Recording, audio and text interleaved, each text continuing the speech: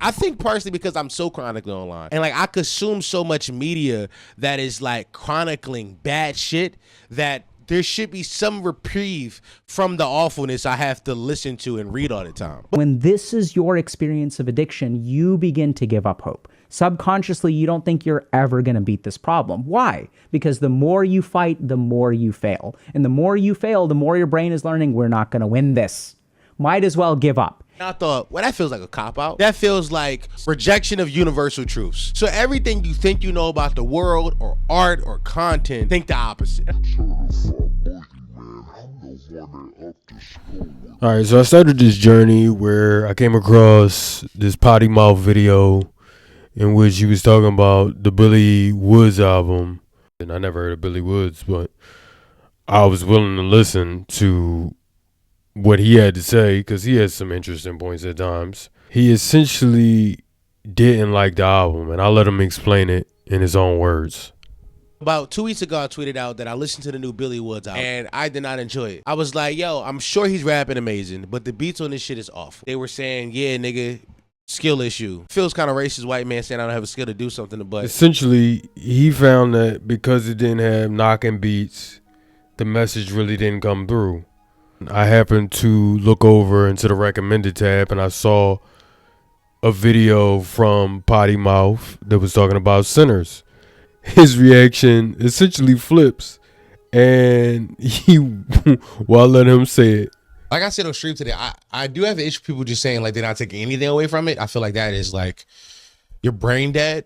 Skill issue. There was themes, there was undertones. I think the movie trying to tell us that there's no way in hell for black people to capitalist the way to freedom at that point. Because the message is black capitalism is still as bad as regular capitalism because all you're doing is taking advantage of your people financially. What that supposed to represent to y'all? Inside the pursuit of money, you will just become the demon you didn't want to be. Maybe I'm overanalyzing this film. That's why I thought the white character was interesting because he did just want to like create community. I had my review up there. I couldn't get through the movie, ironically, for the same reasons he couldn't get through the Billy Woods album. Like, I structurally looked at Sinners as a lot. It was trying to do so much of the movie that it just felt overwhelming at a certain point. And I'm just like, if it would have just taken its time with laying out everything that it had going for it, then maybe it would have been a better movie for me. Because the way I look at it, like, it was dense and layered with capitalism, it was layered with racism, it was layered with like everybody kind of could go into that movie and say, oh, it was this. The goal is to get as many people to understand the issue. Shouldn't the ideas be simply expressed? Essentially, it was a spiritual movie. Then you got some people coming in, it was a capitalist movie. Then some people talk about it being about race. It's easy to say, yeah, it was all of these things, which makes it brilliant. When you try to pack everything into a piece of media, it ends up being muddied. And really, that's the point I want to make today, is that's why it was so successful. And that's why people had to go back and watch it 1, 2, 3 times. I refuse to go back and see this shit because I understand that that's the lore. It's really to get people to go back and spend their money to watch it over and over and over again. Somebody even made a point in another video I watched. You notice with a movie like Sinners, it's very hard to find clips and nobody can get the full length, good quality version of the movie online anywhere. So all you see online is everybody talking about it, but you can't see it anywhere besides the movie theaters, thus forcing you to go to the movie theaters to see it. So it's a mixture of that. Our economy is messed the fudge up. So in a sense, you got to go back and watch the movie. And, you know, for some people, they like, yo, I'm cool with that. I'm supporting a melanated creator, but he's not going to retain those rights to that movie for at least 25 years. So it's not really like you're directly paying him. There's certain people that don't look like us that are getting paid from that movie, and you think like you're supporting Ryan Coogler and the cast behind the movie, but you're really not. The other thing that stands out was the overall cost of living and movie tickets. Minimum wage in 2002 was $5.15, while modern day in 23 years, it has only gone up by $2.10, now being $7.25. And, you know, that goes into the deeper point I'm making about this video, that we are in this addictive loop where we need these loud signals in order to move towards action. We need like things that are really going to be bright, colorful, where it's literally everything thrown in the kitchen sink to make it work. That's the only way movies can work now, because people need so much going for them. So let's take a quick look at what happens when you actually try to resist a craving. So anytime your brain wants something, right, it starts by trying to entice you. So it says like, hey man, like let's get high, like let's have a good time. It's fun, it's the weekend, maybe it's not quite the weekend, it's a Monday and it's been a hard day and the weekend wasn't quite as fun as you thought. You know, it'll come up with whatever it can to try to get you to use. And then if you say no, the addiction is like, now I'm feeling jittery. Come on, bro, like let's take the edge off. Just take the edge off a little bit, right? Like we don't have to party the whole way. Like let's just take the edge off. Let's just try to do this. It'll help us work. It'll help us go meet our friends. Like the rest of the day will be good. Like, come on, man. Like let's take away a little bit of this negativity. Let's move towards positivity.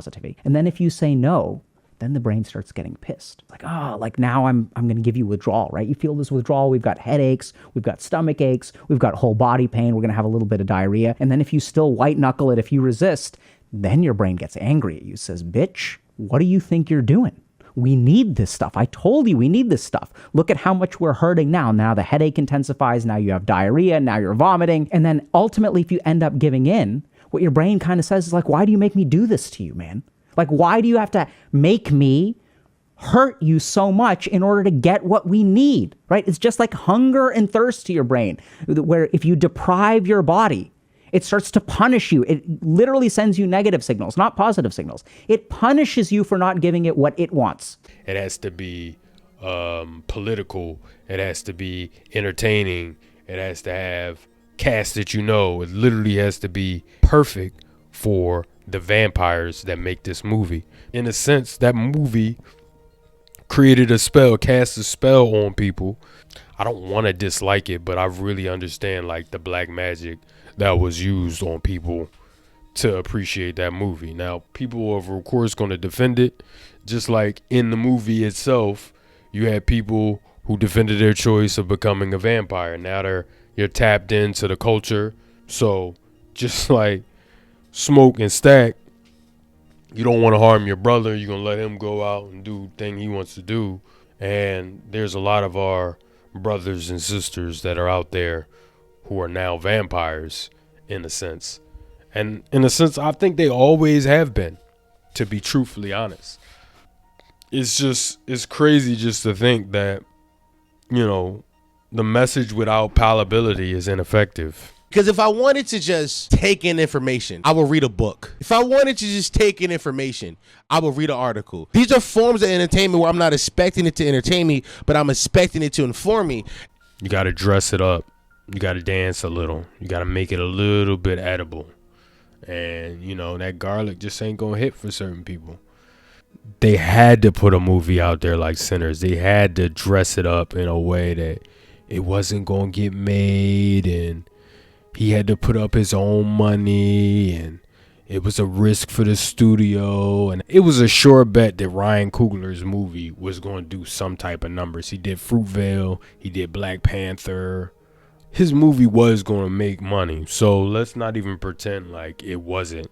But they can put that narrative out there, and then people will bite. Ironically, you know, the brain is trained by capitalism. It becomes like addicted to art that soothes you and affirms and satisfies you. And even critiques of capitalism are preferred, that they give the audience something that they're used to. And that's just enough to kind of, you know, wet your whistle. Like, oh, look, they did the thing. They did the thing. I hate capitalism, but yet you still operate within its structures. It's like you can't break free of this so-called matrix but yet all you talk about is the fucking breaking free of the matrix. Like, the system is literally feeding on you feeling that way. We've created something just to justify why the piece of art isn't bad. So we can't even break free. Like, we need to understand, like, the system is feeding on you hating it, because you can hate it all you want, you're still giving it attention. So the negative responses I got to the movie, it was just like, how dare you talk bad about that? Like, how dare you have a dissenting opinion just to be different? Like, I literally didn't like the movie, and I can now see why. I can see that it's just not palatable for somebody like me, because I really actively fight addictions. Like, I don't like to be a slave to my addictions. Like, I love my indica, I love my sativa, my runts, apple fritters, sour D. I really wish I could go and burn something right now, but I can't. Skill issue. I can go light up a cig right now, but I won't. I can literally go on my computer, type in a few letters, and I can have access to thousands and thousands of titties. All types of titties. I can really do that. But I'm fighting against it. And it's not even that I'm fighting against it. I've just moved past that being fulfilling. And that's took work. That took a lot of work to do that. So the movie Sinners for me is like the visualization of just giving in to your carnal desires.